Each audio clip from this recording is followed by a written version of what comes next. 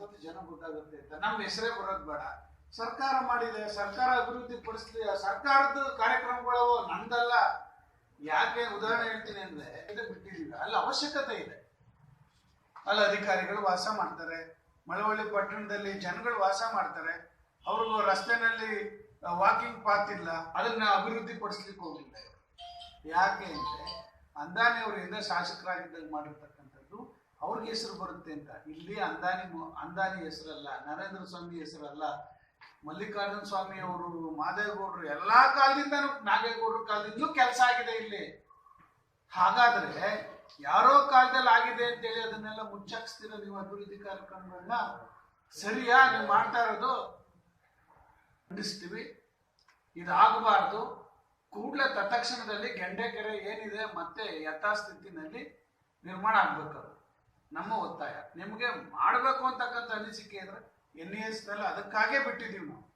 ಅಲ್ಲಿ ಜನಕ್ಕೆ ಮಾಡಿ, ಪಾರ್ಕ್ ಅಭಿವೃದ್ಧಿ ಪಡಿಸಿ, ಅಲ್ಲಿ ಏನು ಉಪಯೋಗ ಮಾಡ್ತೀರಿ ಈಗ? ಅದನ್ನ ಯಾವ್ದಕ್ಕೂ ಉಪಯೋಗ? ಅದು ಕೆರೆ ಕಟ್ಟೆಗಳು ಹಿಂದಿನಿಂದ ಬಹಳ ಬಹುಕಾಲದಿಂದ ಇರ್ತಕ್ಕಂಥ ಕೆರೆ. ಅದು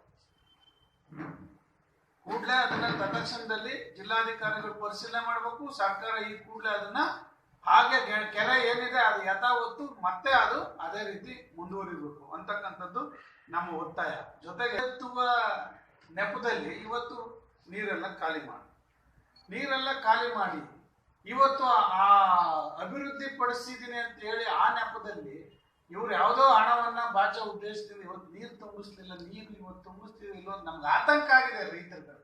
ದೊಡ್ಡ ಕೆರೆ ತುಂಬುತ್ತೋ ಇಲ್ವೋ ಅಂತಕ್ಕಂಥದ್ದು ಆ ಅಚ್ಚುಕಟ್ಟು ಪ್ರದೇಶದ ರೈತರು ಮತ್ತೆ ಏನು ಕೊಳವೆ ಬಾವಿ ಅಂತರ್ಜಲ ಇವತ್ತು ಗೊತ್ತೋಗಿದೆ. ಆ ಎಲ್ಲಾ ಜನರು ಕುಡಿಯತಕ್ಕಂಥ ಸಮಸ್ಯೆಯಿಂದ ಕುಡಿಯ ನೀರು, ಈ ರೈತರ ಅಚ್ಚುಕಟ್ಟಿನವರು ಮತ್ತೆ ಇವತ್ತು ದೊಡ್ಡ ಕೆರೆ ಒಂದು ಇತಿಹಾಸದಲ್ಲಿ ಉಳ್ಕೊ ಬಿಡ್ಬೋದೇನೋ.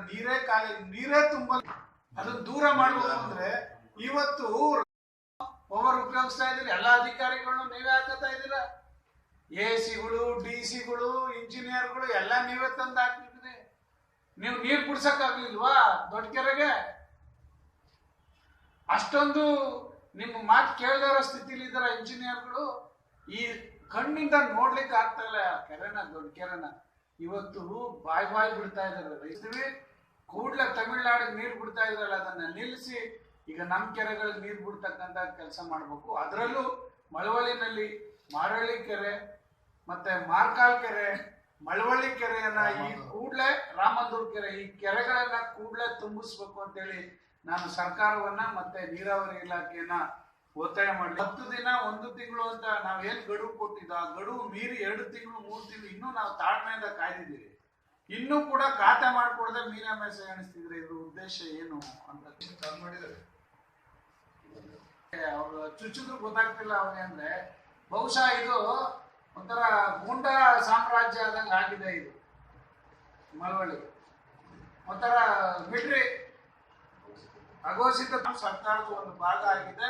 ಸರ್ಕಾರದ ಒಬ್ಬ ಪ್ರತಿನಿಧಿಯಾಗಿ ನಾನು ಹಂಚಿದ್ದೀನಿ. ಅದನ್ನ ನೀವು ಮುಂದುವರ್ಸ್ಕೊಂಡು ಹೋಗ್ಬೇಕಾಗಿರ್ತಕ್ಕಂಥದ್ದು ನಿಮ್ ಜವಾಬ್ದಾರಿ. ಹಿಂದೆ ಬಂದಿರ್ತಕ್ಕಂಥ ಜನ ನಿಮ್ಮನ್ನ ಆಯ್ಕೆ ಮಾಡಿದ್ದಾರೆ, ನೀವು ಮುಂದುವರ್ಸ್ಕೊಂಡು ಹೋಗಿ. ಸರ್ಕಾರ ಕಾರ್ಯಕ್ರಮ ಅದು ಇಲ್ಲಿ ಕಟ್ಕೊಡಿ, ನಾವೇನ್ ಬೇಡ. ಅದಕ್ಕೂ 6 ಎಕರೆ ಬಿಟ್ಟಿದ್ದೀವಿ ನಾವು. ಗುಂಪು ಮನೆ ಕಟ್ಕೊಡಿ, ಸ್ಲಮ್ ಬೋರ್ಡ್ಗೋಸ್ಕರ 6 ಎಕರೆ ಬಿಟ್ಟಿದ್ದೀವಿ. ಅಲ್ಲೇ ಆಶ್ರಯ ಯೋಜನೆಯಲ್ಲಿ ನಾವೇ ಬಿಟ್ಟಿರೋದು. ಇದು ಇರ್ತಕ್ಕಂಥ ಜನರಿಗೆ ಮನೆ ಕೊಟ್ಟಿದ್ದೀರಿ, ಸೈಟ್ ಇರೋರಿಗೆ ಕೊಟ್ಟಿದ್ದೀರಿ ಅಂತೇಳಿ ನನ್ನ ಮೇಲೆ ಎನ್ಕ್ವೈರಿ ಮಾಡಿಸಿ. ನಿಮಗ್ ತಾಕತ್ತಿದ್ರೆ ನಿಮ್ ಸರ್ಕಾರ ಇದೆ, ಇಲ್ಲಾಂದ್ರೆ ಮರ್ಯಾದೆಯಿಂದ ಖಾತೆ ಮಾಡ್ಕೊಡ್ರಿ. ಸುಮ್ಮನೆ ಪುನಃ ಪದೇ ಯಾಕ್ರಿ ಜನಗಳಿಗೆ ಪಾಸ್ ಮಾಡ್ಕೊಂಡು ಮಾಡದೇ ಇರಕ್ ಮಾಡ್ತಾ ಇದೀರ ನೀವು. ಪುನಃ ವೆರಿಫಿಕೇಶನ್ ಅಂತ ಹೇಳಕ್ 3 ತಿಂಗಳಾಗುತ್ತೆ.